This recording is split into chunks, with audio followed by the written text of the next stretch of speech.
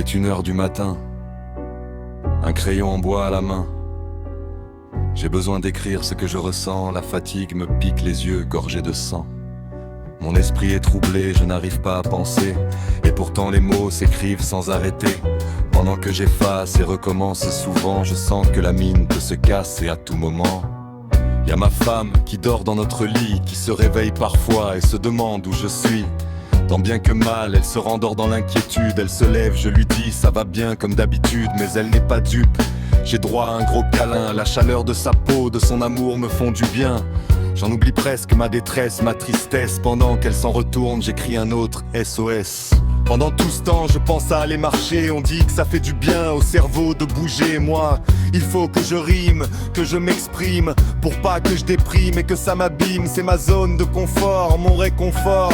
Quand je ne suis pas fort, proche de la mort, assis à cette table, c'est incroyable, plus rien ne m'accable, je suis bien confortable. Quand enfin je pense manquer d'inspiration, voilà que je suis guidé dans une autre direction. J'ai en tête l'avocat qui s'occupera de mon cas.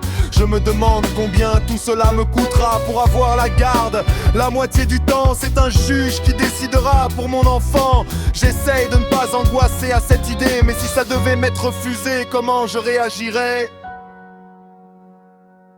Dans toute cette cohue, une larme apparaît.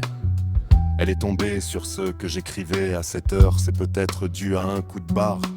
C'est vrai qu'il commence à se faire tard. Voilà finalement encore d'autres gouttes. C'est le chagrin, je n'ai plus de doute.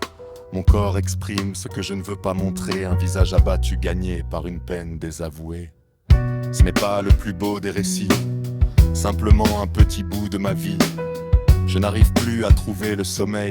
Dans quelques instants se lève le soleil. Je vais remettre mon masque de fausse joie, faire rire les gens en faisant un clown de moi. Personne ne saura, ils n'y verront que du feu, mais j'aimerais être en mesure de dormir un peu.